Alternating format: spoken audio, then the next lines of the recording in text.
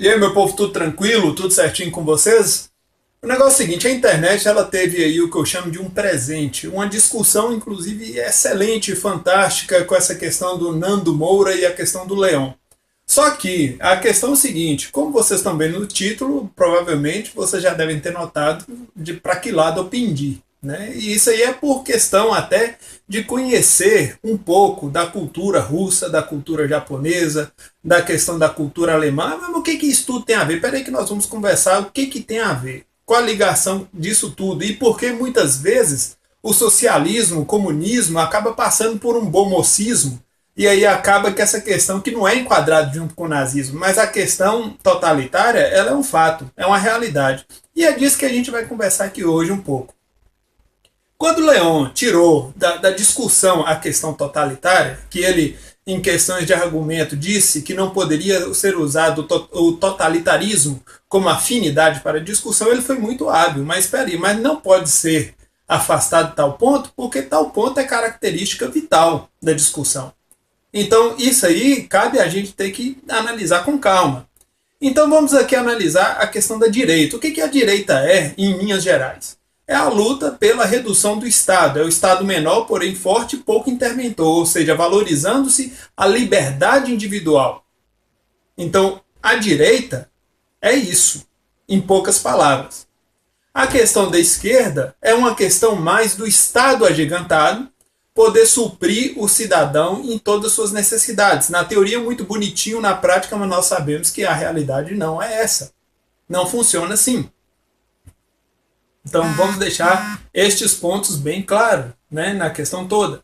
Então o nazismo e o socialismo, eles têm sim esse ponto em comum, que é o totalitarismo.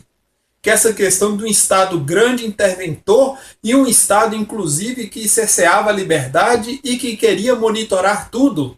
Existia todo um aparato, um estudo, um profundo aprimoramento para poder se monitorar o cidadão, para poder pegar, inclusive, práticas suspeitas, etc. Isso foi claro nos dois sistemas. Não há como negar esse tipo de coisa. Tanto que a própria literatura histórica deles deixa isso muito bem claro. A questão, por exemplo, falam muito da questão dos alemães, né, da superioridade ariana, daquela coisa toda que o nazismo é sempre acusado, né, dessa postura.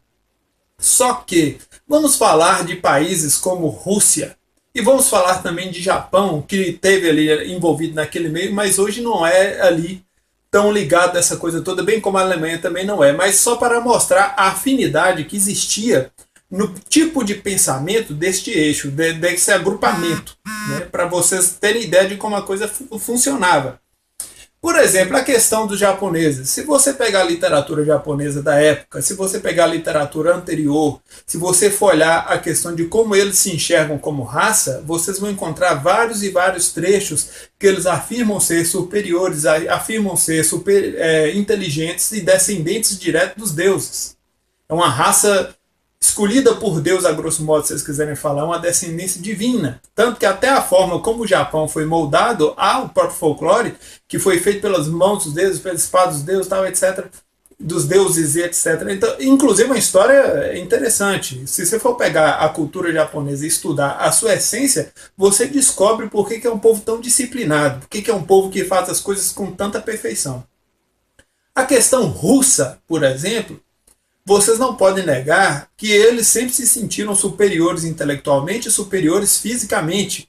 Tanto que o homem russo sempre foi treinado para ser superior à natureza, para ser superior fisicamente, para ser superior intelectualmente, para suportar grandes. Suportar dor e etc. E aí você fala, mas qual a ligação disso com a questão da Alemanha, com a questão do nazismo? Há uma ligação cultural. Tanto que se você for pegar ali, mergulhe um pouco mais no passado, envolvendo Kaiser, czares e etc., vocês vão notar que, inclusive, há parentesco. Vocês vão notar que, inclusive, essas raças elas tinham muita proximidade. Essa raça, não, esses povos, né? Tinham muita proximidade. E aí, quando veio aí o advento das batalhas, da guerra, etc., você pode notar que todos os países ligados ao mesmo lado, eles tinham afinidade de pensamento, inclusive essa questão de afinidade de raça superior. E foi dito que essa questão dos alemães, dos comunistas, não ter esse papo de raça superior. Olha que tem sim. Além de ter esse papo de raça superior, também foi dito que não existia a questão dos russos serem patriotas, serem nacionalistas. Será que não? Vocês nunca ouviram falar da mãe Rússia? Pela mãe Rússia? E outros termos, inclusive, voltados para essa questão patriota, inclusive músicas, inclusive muita... Aliás, por questão de curiosidade, vocês podiam depois pegar os poemas russos e ler. Além de serem excelentes, vocês vão ver essa questão da pátria, da defesa do território, da questão de serem naturalmente escolhidos e serem mais fortes, etc. Se vocês olharem a Rússia hoje e olhar alguns viés lá, você vai ver lá como é que a questão dos homens são treinados, vistos e como é que é.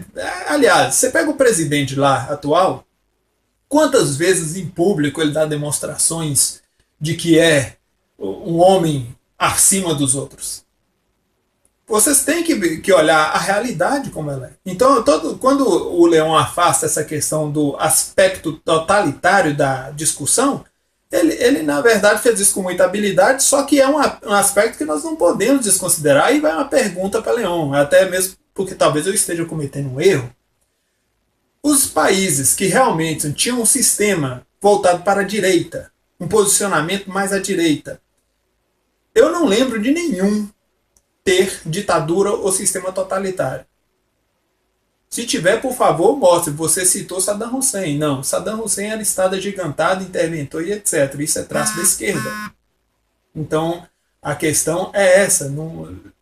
E aí? Eu gostaria de saber um país com um pensamento de direita, um pensamento de liberdade individual, um pensamento de empreendedorismo, que essa questão das pessoas poderem empreender, gerar riqueza e tal, etc., que tiveram realmente uma postura totalitária. Eu não conheço nenhum. Talvez eu esteja precisando conhecer, né? Vamos ver. E de qualquer forma, já que eu já falei da questão, inclusive, para poder entender essa questão até da origem dos povos, porque se alinharam, um dos motivos, né, de se alinharem e tal, etc., essa questão toda da forma deles pensarem, então nós podemos concluir isso aqui, que não adianta excluir o aspecto totalitário da conversa. Não, é um aspecto que deve permanecer. O Leão comunica muito bem, ele falou muito bem, e teve a questão também do apelo, um apelo levezinho à autoridade e tal, e puxou muito para o meio acadêmico e tal, enfim. Mas a questão totalitária, né, ela é fato de realidade e que não adianta se esquivar da mesma.